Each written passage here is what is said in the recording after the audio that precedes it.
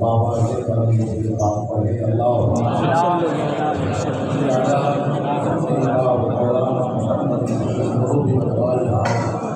وعافية الأبدان وشفائها ونور الأبصار وضيائها وعلى آله وأصحابه وبارك وسلم صلاة وسلام عليك يا رسول الله صلى الله عليه وسلم. عزیزان محترم، ماہ ربیع الاول کا مقدس مہینہ چل رہا ہے اور ماہ ربیع الاول ہمارے سامنے قریب تشریف لانے والا ہے. اللہ تعالیٰ ہم سب کو سرکار کی سچی محبت عطا فرمائے اور حضور کے صدقے اللہ تعالیٰ تمام مسلمانوں کو اپنا امان عطا فرمائے. یہ وہ بابرکت ساعت الغریب ہے جس پر عالم کائنات کے جو مومن مسلمان تھے تمام کے تمام اپنی خوشی کا اظہار کرتے ہوئے نظر آتے ہیں.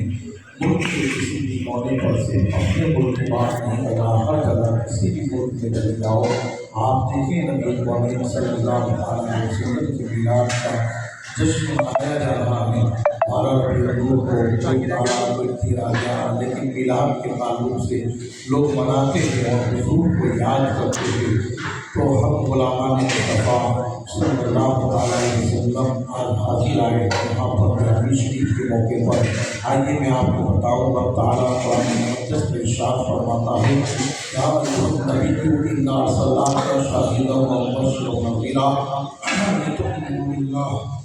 اللہ تبارک و تعالیٰ قرآن مقدس میں ارشاد فرماتا ہے اے غیب کے خبریں دینے والے نبی، یا ایھا النبی، اے غیب کی خبریں دینے والے نبی، انا ارسلناک شاہدا. ارسلنا باب ارسال سے بنا ہے اور ارسلنا کے معنی ہوتا ہے بھیجا جانا. بھیجا جانا یعنی اے غیب کی خبریں دینے والے نبی، ہم نے آپ کو بھیجا، ہم نے آپ کو بھیجا. اب آپ اندازہ لگا سکتے ہیں کہ بھیجا وہی جاتا ہے جو پہلے کہیں موجود ہے.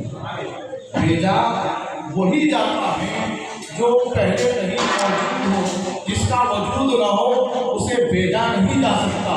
مثال کے طور پر اگر ہمارے ظہور احمد باپو یعنی مستان بابا یہ کہیں کہ میں نے مولانا صاحب کو فلاں ہال میں یا فلاں مسجد میں بھیجا، تو بھیجا جب موجود تھا تب بھیجا، موجود ہوتا ہی نہ تو بھیجتے کہاں سے؟ تو اللہ فرما رہا ہے غیب کی خبریں دینے والے نبی، انا ارسلناک، ہم نے آپ کو بھیجا، ہم نے آپ کو بھیجا.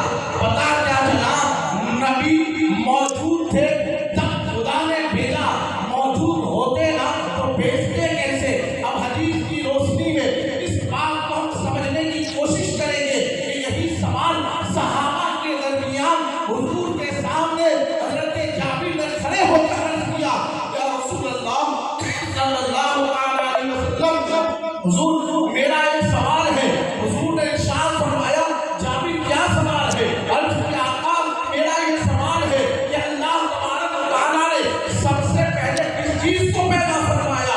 میرا یہ سوال ہے کہ اللہ نے سب سے پہلے کس چیز کو پیدا فرمایا؟ تو آقا علیہ السلام نے یہ نہیں فرمایا زمین کو پیدا فرمایا، آسمان کو پیدا فرمایا، سورج کو پیدا فرمایا، ستاروں کو پیدا فرمایا، فلاں چیز کو پیدا فرمایا. حضور نے یہ نہیں فرمایا. اس لیے آقا کریم صلی اللہ علیہ وسلم نے اس سوال پر غور و فکر کیا کہ جابر کا سوال ہے کہ اللہ نے سب سے پہلے کس چیز کو پیدا فرمایا؟ تو حضور نے فرمایا اول ما خلق اللہ بنوری. اے جابر اللہ تبارک و تعالیٰ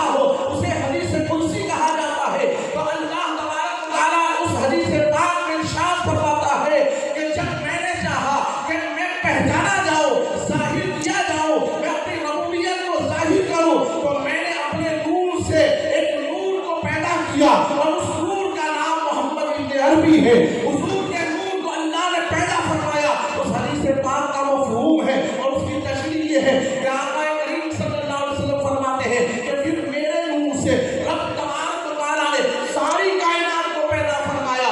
اللہ اکبر، اللہ کے رسول کے نور سے اللہ نے ساری کائنات کو پیدا فرمایا۔ پتہ کیا چلا کہ ساری کائنات سے پہلے اللہ نے اپنے بعد محمد عربی صلی اللہ علیہ وسلم کے مقام کو بلند رکھا اور حضور کے نور کو پیدا فرمایا۔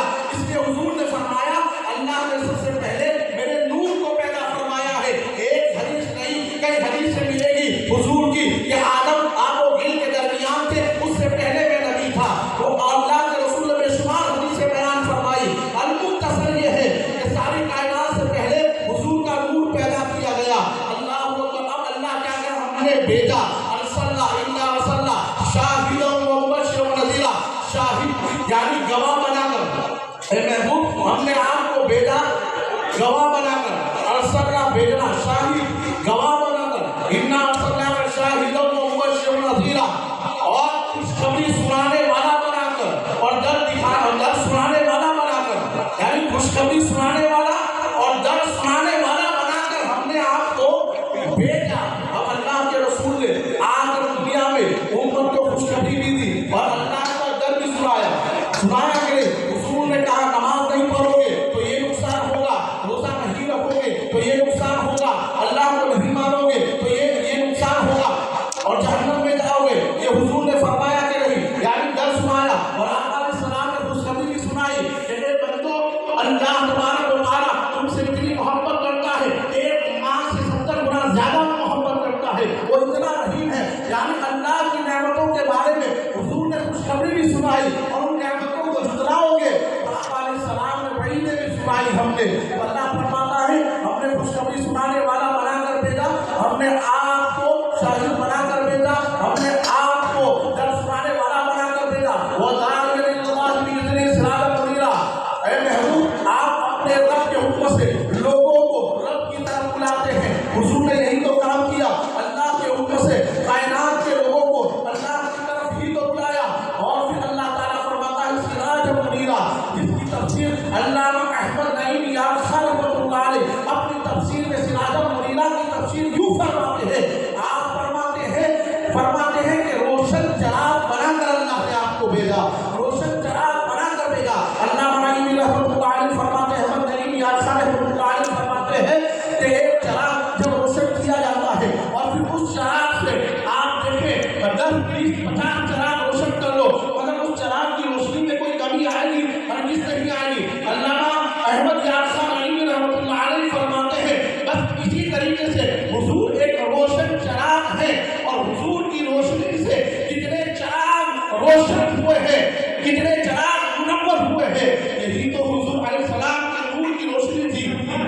حضرت آدم علیہ السلام اسی چراغ سے روشن ہوئے، یعنی حضرت آدم کو اسی چراغ کی روشنی ملی، منور ہوئے۔ حضرت ابراہیم اسی نور سے چمکے، حضرت موسیٰ اسی نور سے چمکے، حضرت عیسیٰ اسی نور سے چمکے، حضرت داؤد اسی نور سے چمکے، حضرت زکریا اسی نور سے چمکے۔ 1,24,000 انبیاء حضور کے نور سے چمکے۔ بریلی سے سرکار امام اہل سنت دین امام محمد فاضل بریلوی علیہ السلام پکار اٹھے کہ سب چمک والے اجلے شیشوں میں چمکے، سب چمک والے اجلے شیشوں میں چمکے، اندھے شیشوں میں بھی چمکا ہمارا نبی، اس لیے کہ ہر نبی جب آتا تھا تو دوسرا نبی اس کے لیے روشنی کر کے جاتا تھا، لیکن مصطفیٰ جان رحمت حضرت عیسیٰ علیہ السلام کے بعد حضور کی پیدائش ہے، لیکن اکثر 501 روایت 500 سال اور باقی روایت بھی موجود ہے، ایک روایت 550 سال اور ایک روایت 570 سال کا ذکر ہوا کہ حضرت عیسیٰ علیہ السلام کے اس دنیا سے جانے کے بعد حضور سارے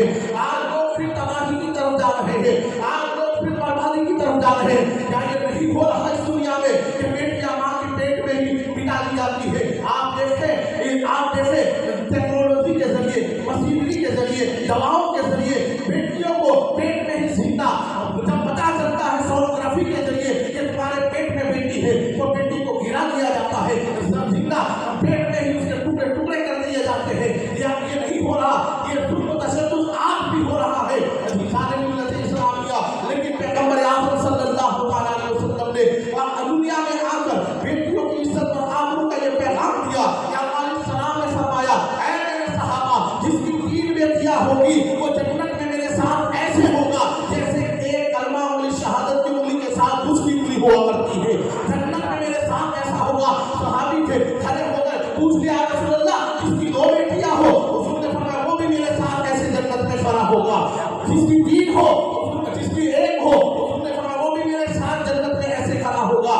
اللہ اکبر، ایسے آسانی سے حضور کا ساتھ نہیں ملتا، مگر قربان جاؤ ایسے سنگین ماحول میں حضور نے بیٹیوں کی محبت اپنے غلاموں کے دل میں پیدا کی اور دنیا والوں کو بتایا کہ زندہ گاڑنے کے لیے نہیں ہے، کہ بیٹیاں کو ان کی پیشانی چوم کر ان کی اچھی پرورش کر کے جنت میں مالک جنت کا ساتھ پانے کی سند ہے۔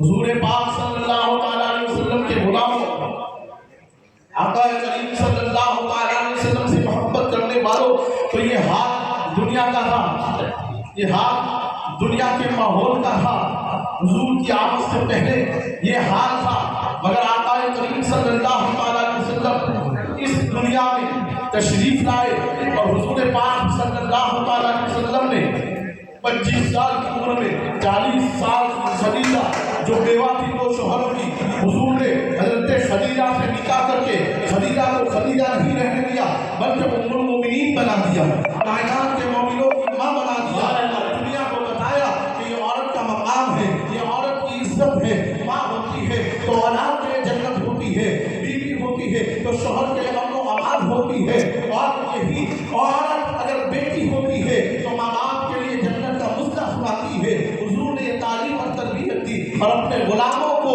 اپنے غلاموں کے دل میں اور کائنات کے دل میں بیٹیوں کی محبت کو پیوست کیا۔ آج بیٹیوں کی محبت ہے وہ حضور کا صدقہ ہے، آج عورتوں کی عزت ہے وہ حضور کا صدقہ ہے، آج آپس میں ہم جو ایک دوسرے سے محبت کر رہے ہیں یہ حضور کے آمد کی برکت ہے۔ اللہ اکبر، آقا کریم صلی اللہ علیہ وسلم کے غلاموں، حضور کی پیدائش کے بے شمار واقعات ہیں، کن واقعات کو آپ ملاحظہ کریں گے ہمارا وقت ختم ہو جائے گا، لیکن حضور کی شان و عظمت اور ان واقعات کبھی ختم نہیں ہو سکتے۔ ہم حضور کا میلاد اس لیے مناتے ہیں کہ حضور کائنات میں تشریف آئے۔ میلاد کہتے کسے؟ میلاد پیدائش کا ذکر کو کہتے ہیں، میلاد پیدائش کا ذکر کو کہتے ہیں۔ ہم پیدائش مصطفیٰ کا ذکر کر کے میلاد مناتے ہیں، اور میلاد منانا کوئی بری چیز نہیں ہے، ہم اس کے اندر حضور کی نام پڑھتے ہیں، تقریر ہوتی ہے، محفل ہوتی ہے، قرآن کی تلاوت ہوتی ہے، اور میلاد کا ثبوت لوگ تلاش کرتے ہیں، جنہیں نظر نہیں آتا، انہیں نہیں آتا، آج بھی قرآن اور حدیث کو اٹھا کر دیکھیں، میلاد شریف کا ثبوت قرآن میں موجود ہے، میلاد شریف کا ثبوت قرآن میں موجود ہے۔ ارے اللہ چھوٹی نعمت دے دیتا ہے تو بندے کو خوشی مناتا ہے، تیری خوشی کا یہ عالم ہوتا ہے کہ تمہیں پورے سماج کو کھلاتا ہے۔ جب تیرے یہاں بیٹا پیدا ہوتا ہے یا بیٹی اور بیٹے کا نکاح ہوتا ہے تو لاکھوں روپے خرچ کرتا ہے اور پورے سماج کو کھلاتا ہے، جب لوگوں کو غریب یاد نہیں آتے۔ الحمدللہ اہل سنت والجماعت کل بھی غریبوں کی خدمت کرتے ہیں، آج بھی کر رہے ہیں۔ جاؤ بیرونی ملک میں جا کر دیکھو، فلسطین وغیرہ سرزمین پر جا کر دیکھو وہ کون تھے جنہوں نے ان غریبوں کی خدمت کی اور ان کے لیے آواز اٹھایا، وہ عاشق رسول تھے، حضور کے غلام تھے، حضور کے وفادار تھے۔ ہم خیرات بھی کرتے ہیں اور نبی کی میلاد کا جب موقع آتا ہے تو حضور کی میلاد پر دل و جان سے خرچ بھی کرتے ہیں، اس لیے کہ اگر حضور نہ آتے تو کچھ ہوتا ہی نہ۔ اس لیے میرے امام نے کہا وہ جو نہ تھے تو کچھ نہ تھا، وہ جو نہ ہو تو کچھ نہ ہو، جان ہے وہ جہان کی، جان ہے وہ جہان ہے، ارے آج مال ہے ہمارے پاس، نادارو یہ بھی میرے آقا کا صدقہ۔ نعرے تکبیر، نعرے رسالت، سرکار کی آمد، بزمِ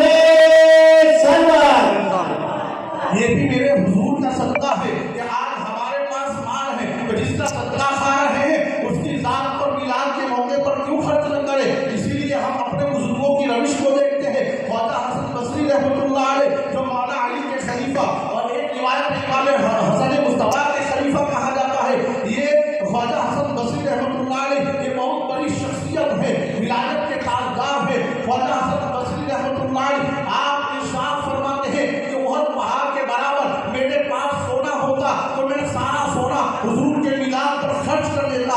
یہ جذبہ عاشقان رسول کو دے رہے ہیں. آج ہمیں خوشی کا اظہار کرنا ہے. میلاد کا کہا تھا کہ بیٹی کی شادی پر لاکھوں کروڑ روپے خرچ ہوتے ہیں, تب بھی ناداروں کو یاد نہیں آتا غریب, اور جب حضور کا میلاد آتا ہے تو غریب یاد آ جاتا ہے. آپ اندازہ لگے نکاح کرنا حضور کی سنت ہے نا.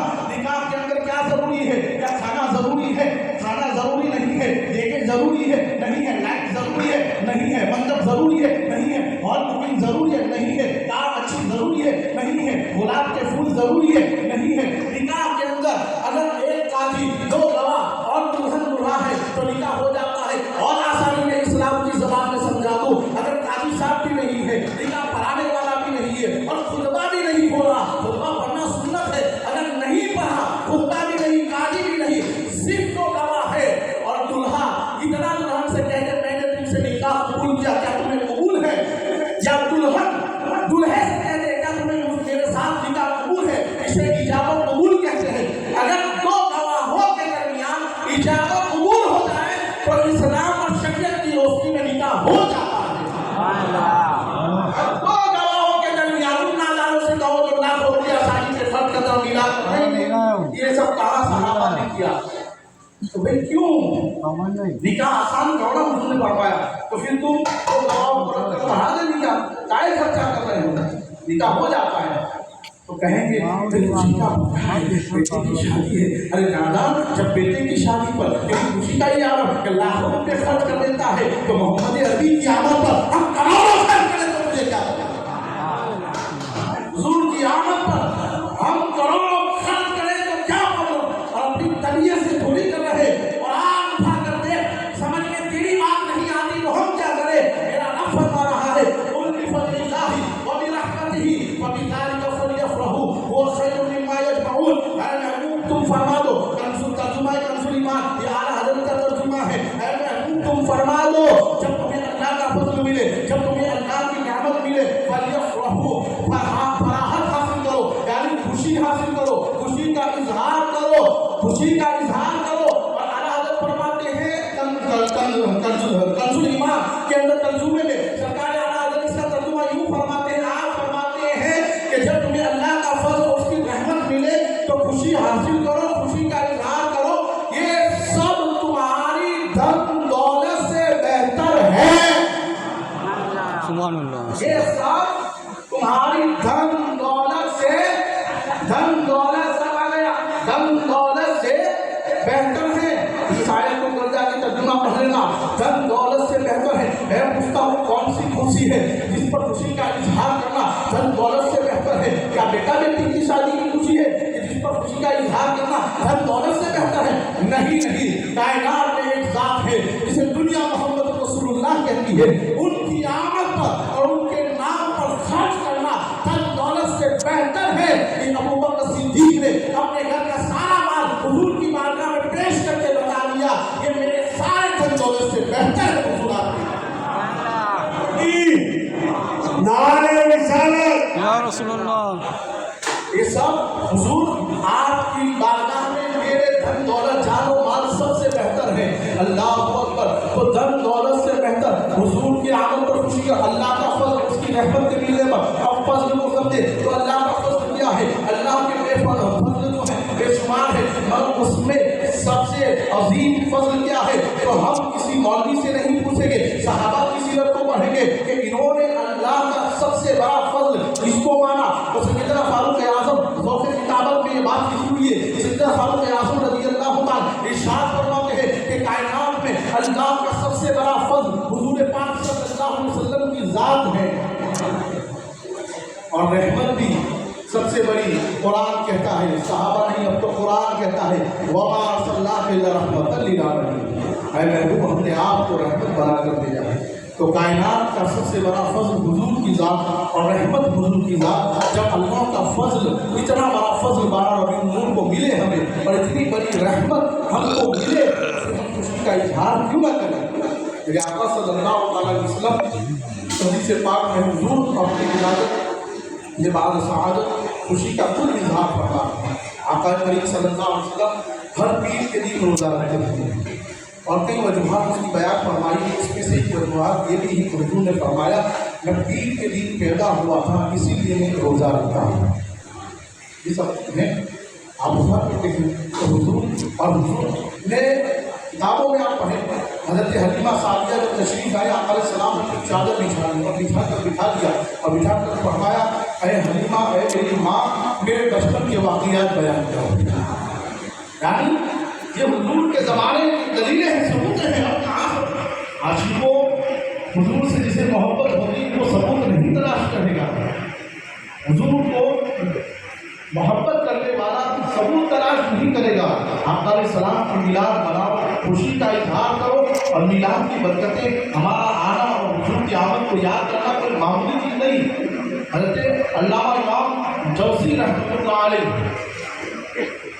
फसाइल फराइज़ के अंदर अपनी किताब सफ़ा नंबर 22 के अंदर आप एक वाक़िया लिखते हैं। इमाम जौज़ी रहमतुल्लाह अलैह जब ये आज के जो ऊंचे पैजामे वाले मुल्ले हो पैदा भी नहीं उससे पहले के इमाम जौज़ी रहमतुल्लाह अलैह आप लिखते हैं 22 फसाइल फराइज़ किताब का आप 22 के सफ़े में लिखते हैं कि अल्लामा नअमान रज़ियल्लाहु तआला अन्हु का वाक़िया नक़ल फरमाते हैं। आप फरमाते हैं कि अल्लामा नअमान रज़ियल्लाहु तआला अन्हु फरमाते हैं कि मैंने एक मरतबा ख्वाब में हुज़ूर पाक सल्लल्लाहु अलैहि वसल्लम को बड़ी तेज़ी से जाते हुए देखा, बड़ी रफ्तार से।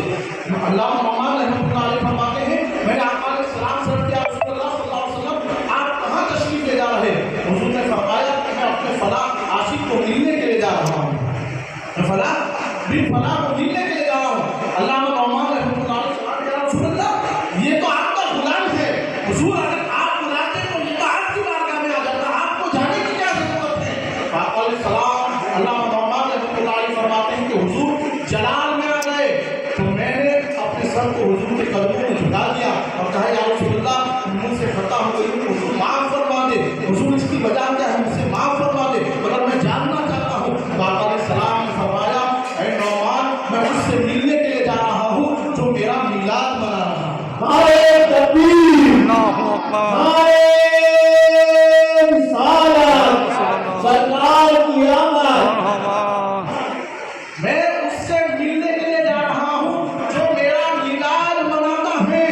अब किताबों को देखें वलियों की जिंदगी पर है मिलाद मनाने वाले को हुजूर की मुलाकात होती है और हमारे बुजुर्गों ने सूफिया ने फरमाया कसरत से नबी पर दुरूद पढ़ो, जो कसरत से अपने नबी पर दुरूद पढ़ता है वो उस वक्त तक नहीं मरेगा जब तक उसे जिंदगी में हुजूर का दीदार नहीं मिला। निज़ामुद्दीन औलिया रहमतुल्लाह अलैह दिन में 1000 मरतबा हुजूर पर दुरूद पढ़ते हैं। आका अलैहिस्सलाम को हर रोज कसरत से दुरूद पढ़ते हैं। दिन में ख्याल एक दिन आया या रसूलुल्लाह मैं तो हर रोज आप पर दुरूद पढ़ता हूँ, दीदार कब होगा? ये गुनहगार फिर आजिज़ी के साथ कहने लगे तो हुजूर गुनहगार की किस्मत है, लाचार की किस्मत में ये जलवा देखना नसीब कहाँ है? मेरी तो किस्मत ही फूटी हुई है। बस इस तरीके से बिया वजारी करके रात को सो गए, मगर रात को सो गए तो आँख जो दिल से निकली थी कैसे मदीने वाले को खबर न होती। और इसी आँख को मेरे इमाम ने यूँ समझाया उम्मती जो फरियाद करे हाले ज़ार में, उम्मती जो फरियाद करे हाले ज़ार में, मुमकिन नहीं खैर नशर को खबर न हो। हुजूर को कैसे मुमकिन था कि खबर न होती कि दिल्ली में निज़ामुद्दीन औलिया मेरी मुलाकात और दीदार की तरफ रखते हैं। अल्लाहु अकबर। उसी रात किस्मत ने अंगाई ली और आका का दीदार हुआ। हुजूर तशरीफ आए, चेहरा हुजूर ने दिखा दिया। ये आका अलैहिस्सलाम की शान है। गुलामों अगर नबी को देखना चाहते हो और नबी से सच्ची मोहब्बत करो, दुनिया में से जाने से पहले मुस्तफा जाने रहमत का दीदार हो ही जाएगा। आका करीम सल्लल्लाहु अलैहि वसल्लम का दीदार हो ही जाएगा। तो हम मुस्तफा जाने रहमत से सच्ची मोहब्बत करते हैं और यही अकीदा जो हमारे बुजुर्गों का था आज वही अकीदा हमारा है, जो हमारे सहाबा का था आज वही अकीदा हमारा है। अल्लाहु अकबर। लोग कहते हैं सहाबा ने कहाँ मिलाद मनाया, सहाबा के दौर में जुलूस कहाँ था, सहाबा के दौर में ये कहाँ था। आप रिवायत को हदीस पाक को उठाकर देखें, मस्जिद नबवी है, मिंबर रसूल है, हदीस पाक में मौजूद है। खुद आका अलैहिस्सलाम हसन बिन साबित को बुलाते, महफिल को सजाते और मिंबर पर अपने मिंबर पर हुजूर बिठाते और बिठाकर कहते हसन ना सुनाओ, हसन ना सुनाते हैं। हुजूर हसन बिन साबित को इनामात से नवाजते थे।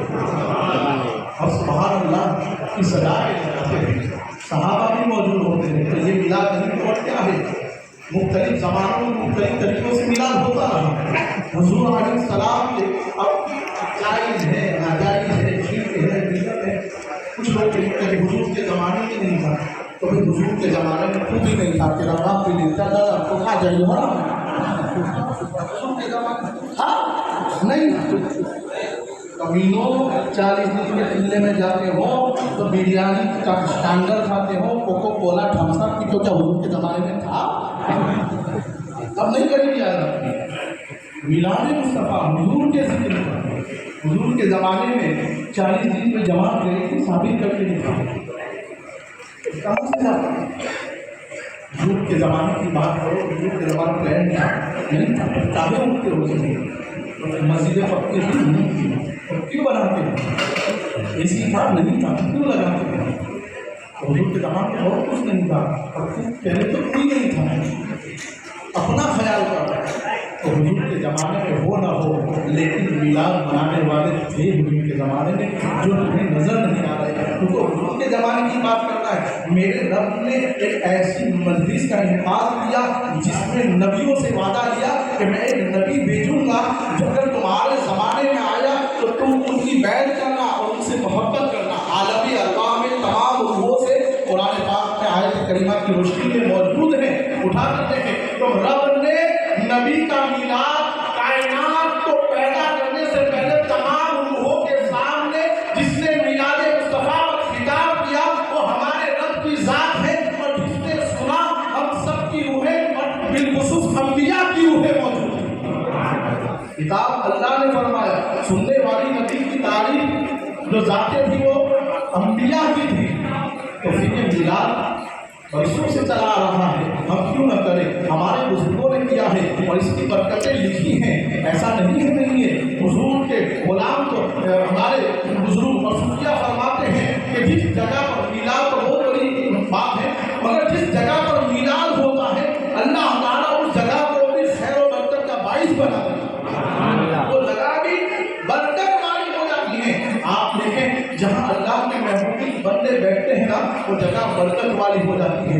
आप देखें कुरान पाक में अगर अल्लाह के नबी हजरत यूसुफ अलैहिस्सलाम कुर्ता कभी जो आपने पहना था, है ना, पहना था ये कुर्ता, आपके वालिद हजरत यूसुफ अलैहिस्सलाम के वालिद हजरत याकूब अलैहिस्सलाम की आंखों की बीनाई खत्म हो गई, नबी थे, अगर चाहते तो इशारा करते तो आंखों की रोशनी आ जाती, वो भी नबी थे, ये भी नबी थे। मगर देखिए मामला क्या था, लोगों ने कहा कि आकर हे यूसुफ आपके वालिद की बीनाई खत्म हो चुकी है, आपके घर में बहुत रोए हो। हज़रत यूसुफ अलैहिस्सलाम ने फरमाया, लो मेरा कुर्ता लेकर जाओ और मेरे वालिद को दे देना, मेरा कुर्ता मेरा जब्बा लेकर जाओ और मेरे बाप को दे देना और कहना कि इसे आंखों से लगा ले, इसकी रोशनी आ जाएगी। अब ये मैंने क्या दलील दे रहा हूँ, अल्लाह कुरान में कह रहा है इज़हबू बिक़मीसी हाज़ा फ़अल्क़ी अला वजहि बसीरा, ताकि हज़रत यूसुफ अलैहिस्सलाम फरमाते हैं जाओ मेरा कुर्ता ले जाओ और मेरे बाप को दे देना। याकूब अलैहिस्सलाम को कुर्ता ले गए, याकूब अलैहिस्सलाम को दिया और आप जो सूखे को हाथ में लिया और लेकर आपने आँख चूम कर आंखों से लगाया, फौरन रोशनी आ गई। अरे तकबीर, अल्लाहु अकबर, अरे रिसालत, या रसूल अल्लाह। तो या यूसुफ अलैहिस्सलाम के कुर्ते का यह आलम है कि आंखों से अगर नेक नबी याकूब अलैहिस्सलाम लगा ले तो आंखों में रोशनी आ जाती है। तो मोहम्मद रसूलुल्लाह के नाम पर अंगूठे चूमले तो रोशनी नहीं आएगी। हुजूर की निस्बत, हुजूर की मोहब्बत, और ये सब यकीन का काम है। यकीन वाले कहाँ से चले कहाँ तक पहुँचे। अहले शक है अगर में मगर में रहते हैं, ये अबू जहल अबू लहब ये सब अगर में मगर में रहते हैं। ये अबू लहब कौन है? ये हुजूर का चचा है, मगर फिर भी हुजूर पर ईमान में नहीं लाया। सब कुछ मौजूद था, चांद के टुकड़े किए, सूरज को पलटा दिया और बहुत सारे मौजूदात हुजूर के अबू लहब के और अबू जहल के सामने थे, मगर ये लोग ईमान नहीं लाए, बेईमान इस दुनिया से गए। हज़रत इमाम बुखारी रहमतुल्लाह अलैह अपनी किताब के अंदर इस वाक़ये को नक़ल फरमाते हैं और हवाला देकर सही सनद के साथ बयान फरमाते हैं। उम्मे हबीबा बिन सुफियान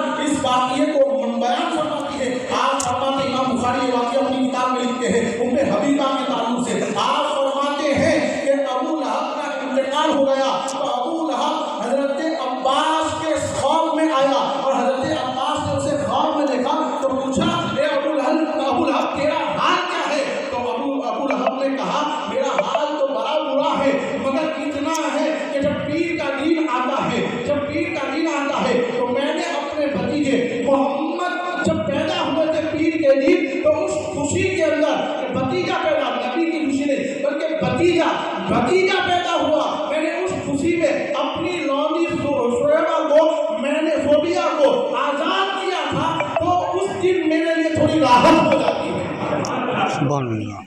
ایمان نہیں لایا، لیکن محبوب کی خوشی، نبی کی خوشی نہیں اس نے سمجھا، بھتیجا پیدا ہوا، لونڈی کو آزاد کر دیا اس خوشی میں۔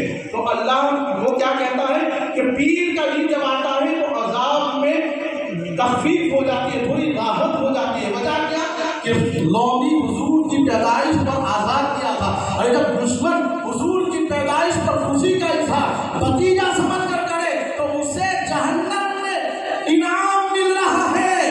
تو دنیا والوں، تم تو دنیا میں حضور کی پیدائش کا ذکر کر رہے ہو، ہمیں جنت میں کیوں نہیں ملے گا؟ نعرہ تکبیر، نعرہ رسالت، سرکار کی آمد۔ اسی لیے حضور کے سچے وفادار غلام بن جاؤ، آقا علیہ السلام سے سچی محبت کرو، دنیا تمہارے ساتھ وفا کرے یا نہ کرے، لیکن حضور کی ذات ایک ایسی ہے کہ ہر وقت تمہارے ساتھ وفا کرتی رہے گی۔ جو دنیا میں تم نے اپنا ہاتھ حضور کے ہاتھ میں دے دیا تو میدان محشر تک حضور تمہارا ہاتھ چھوڑیں گے نہیں، بلکہ یہی کہیں گے فرشتوں یہ میرا غلام ہے، یہ مجھ سے محبت کرنے والا ہے، یہ مجھ سے پیار کرنے والا ہے۔ تو آقا کریم صلی اللہ علیہ وسلم کی محبت کو اپنے دل میں بساؤ اور حضور سے سچا پیار کرو۔ اس لیے میرے امام نے پیار کرنے کا طریقہ بھی ہمیں بتا دیا، سلیقہ بھی ہمیں بتا دیا، اور اعلیٰ حضرت تو فرماتے ہیں، دہن میں زبان تمہارے لیے، بدن میں جان تمہارے لیے، ہم آئے یہاں تمہارے لیے، اٹھیں گے وہاں تمہارے لیے۔ اللہ اکبر، یہ محبت کا پیغام سے بھی اعلیٰ حضرت نے ہمیں دیا۔ بے شمار اشعار اعلیٰ حضرت کی ہدایت سے بخشش سے، حضور کی محبت میں پوری ہدایت سے بخشش کی ہے۔ آپ دیکھیں اتنی محبت تھی آقا علیہ السلام سے، تو آقا نے انعام بھی ایسا دیا، اس لیے کہ نبی کا ذکر کرنے والا کبھی رسوا نہیں ہوتا، نبی کی نام پڑھنے والا کبھی رسوا نہیں ہوتا۔ آج دنیا ہر ایک کو بھول گئی۔ آپ دیکھیں حلیمہ سعدیہ کا نام سب جانتے ہیں، مگر تعلیم کی کتابوں کو اٹھا کر دیکھیں، کسی تاریخ کار نے، کسی مفسر نے اس دور کے اندر جتنی داعیہ تھی، کسی کا نام تعلیم کی کتابوں میں نہیں ملے گا، صرف نام ملتا ہے تو حلیمہ سعدیہ کا ملتا ہے۔ اس بنیاد پر، اس لیے کہ حلیمہ سعدیہ کو نسبت مصطفیٰ سے ہو رہی تھی، تو حلیمہ کا نام آج بھی بولا جا رہا ہے۔ داعیہ کو اور بھی نام تک کوئی نہیں جانتا، اسی لیے حضور کے غلام ہو جاؤ، دنیا تمہیں خود بخود پہچان جائے گی۔ حضور کے نقش قدم پر چلنے والے ہو جاؤ، دنیا تمہیں خود بخود جان جائے گی۔ آقا علیہ السلام کے غلاموں، صرف انسان نہیں بلکہ چار پیر والے جانور بھی حضور کا ادب احترام کرتے تھے، اور آقا کریم صلی اللہ علیہ وآلہ وسلم سے سچی محبت کرتے تھے، اور حضور کے دیدار کے لیے جانور ترسا کرتے ہیں۔ میں اکثر یہ واقعہ بیان کرتا ہوں کہ حلیمہ سعدیہ کی بکریاں حضور چرانے کے لیے جاتے ہیں، بخار آیا، ایک دن نہیں گئے، دوسرے دن نہیں گئے، تیسرے دن نہیں گئے، شیروں نے میٹنگ کر لی کہ حضور کو بلانا ہے تو ایک ہی کام کرنا پڑے گا۔ کہا کیا کرنا ہے؟ تو ایک شیر نے مشورہ دیا، کہا حلیمہ کی بکری کو اٹھا لو، حضور آ جائیں گے، حلیمہ کی بکری کو اٹھا لو، حضور آ جائیں گے۔ المختصر، حلیمہ کی بکری تیسرے دن اٹھ گئی، اب حلیمہ کا بیٹا ان کی بیٹی آئے اور رونے لگے، کہا کیا ہوا؟ حلیمہ نے پوچھا کہا کیا ہوا؟ تو بیٹا بیٹی نے کہا وہ بکری جو زیادہ دودھ دیتی تھی وہ غائب ہو چکی ہے، درندوں نے لگتا ہے کھا لیا ہے۔ اور حلیمہ سعدیہ رونے لگی، حضور سے رونا دیکھا نہ گیا۔ آقا نے پوچھا ماں حلیمہ کیا ہوا؟ کہا بیٹا وہ بکری جو سب سے زیادہ دودھ دیتی تھی وہ درندوں نے کھا لیا ہے، لگتا ہے وہ غائب ہو چکی ہے، وہ نظر نہیں آ رہی۔ اللہ اکبر۔ آقا علیہ السلام نے فرمایا ماں تیری بکری کبھی غائب نہیں ہو سکتی جب تک محمد موجود ہے، چلو میں چلتا ہوں۔ حضور جنگل میں پہنچے اور پہنچ کر ایک پہاڑ کی چوٹی پر کھڑے ہوئے، آواز لگائی ابو الحارث، اے جنگلی جانوروں۔ جب حضور کی آواز پہنچی تو سارے چرندے درندے پرندے جیسے ہم عرفات میں جمع ہوتے ہیں ایسے جمع ہو گئے، اور جمع ہو گئے تو حضور نے خطاب فرمایا میری ماں حلیمہ کی بکری کو کس نے اٹھایا ہے؟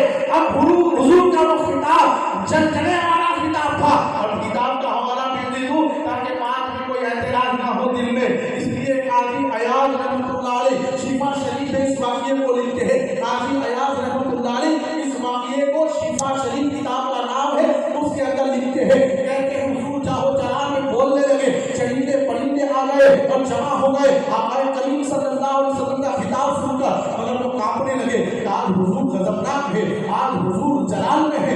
वो चंद 3 शेर आए, बकरी साथ में लिए हुए हुजूर की बारगाह में करीब आए, और करीब आए तो माज़िरत से कहने लगे, या रसूल अल्लाह, हम जानते हैं कि आपके दिल को तकलीफ हुई होगी हलीमा की बकरी को उठा लेने से, मगर हुजूर हम करें तो क्या करें? आका, हम भी आपका दीदार करना चाहते हैं। एक दिन देखा आप नहीं आए, दूसरे दिन देखा आप नहीं आए, तीसरे दिन देखा कि हुजूर जाफरी दरिंदों को आपका दीदार नहीं हुआ। तो या रसूल अल्लाह, हमने सोचा हलीमा की बकरी को उठा लो, हुजूर जरूर तशरीफ लाएंगे।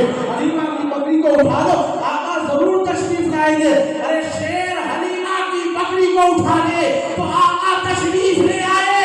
अकीदे की बात दे रहा हूँ, अगर हम सिद्दीक और उमर उस्मान वाली की मोहब्बत सीने में उठा ले, आका जरूर तशरीफ लाएंगे। नारे तकबीर, नारे रिसालत, सरकार की आमद, बज़्म सरवर। आका जरूर तशरीफ लाएंगे। मेरे अजीज, हलीमा की बकरी गायब हो गई, हुजूर तशरीफ लाए। नारे तकबीर, नारे रिसालत, हुजूर तशरीफ लाए और जानवर भी हुजूर के दीदार से मुशर्रफ हो गए। अल्लाह अकबर। इसीलिए किसी आशिक ने कहा, जब हुस्न था उनका जलवा नुमा, अनवार का ये आलम है तो रुखसार का आलम क्या होगा? उनके गुलामों का नक्शे कदम है राहे खुदा। वो क्या कहते जो ये सराग लेकर चले, हुजूर की गुलामी कर लो, जिंदगी कामयाब हो जाएगी। हुजूर से मोहब्बत कर लो, जिंदगी कामयाब हो जाएगी। मदीने की गलियों के वाक़ियात मौजूद हैं। ऊंट पागल हो जाते हैं, हुजूर उन पागलों के सामने तशरीफ ले जाते हैं, वो ऊंट दुरुस्त हो जाया करते हैं। आप देखें तारीख की किताबों को उठाकर, आका करीम सल्लल्लाहु अलैहि वसल्लम शाह हुजूर फारूक आज़म मौजूद है, हुजूर मौजूद है। एक औरत आई, इधर उधर का बोलने लगी। आका करीम सल्लल्लाहु अलैहि वसल्लम के गुलाम अमीरुल मोमिनीन सैयदना फारूक आज़म मौजूद थे, ये तो जलाली थे। फौरन जलाल आया और आगे बढ़े, हुजूर ने उनका हाथ पकड़ लिया, यानी ये पागल को यहाँ से हटाओ, इस नीयत से आगे बढ़े। तो हुजूर तो नीयत भी जानते हैं, आप नंबर आगे नहीं बढ़ा। कर्ज किया, या रसूल अल्लाह, ये तो पागल है, ये तो बकवास कर रही है, आपके आगे ये तो पागल है। जब हुजूर से उमर फारूक आज़म ने कहा, हुजूर इसे हटाने दो, ये तो पागल है, तो आका ने फरमाया, इसे बोलने दो, मैं इन्हीं लोगों के लिए तो आया हूँ। नारे रिसालत, सरकार की आमद, मैं इन्हीं लोगों के लिए आया हूँ। आका ने अपनी जिंदगी में 65 साल की अपने गुलामों को ये पैगाम दिया, ऐ मेरे गुलामों, जिसकी कोई नहीं सुनता, इसकी मोहब्बत सुनता है। और रिसाले मोहम्मद के बाद इमाम अहले सुन्नत ने 1400 साल के बाद मदीने की सरजमीन से ये पैगाम दिया, दूर और नजदीक के सुनने वाले हो कान, ताने नाले करामत पे लाखों सलाम।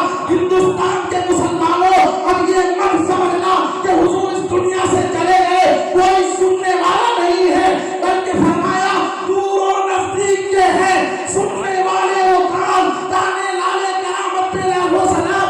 यहाँ से पुकारोगे, वहाँ वो जरूर सुनेंगे। ये आला हजरत ने अपनी तबीयत से नहीं कहा, कुरान की रोशनी में कहा है, कुरान और हदीस की रोशनी में कहा है।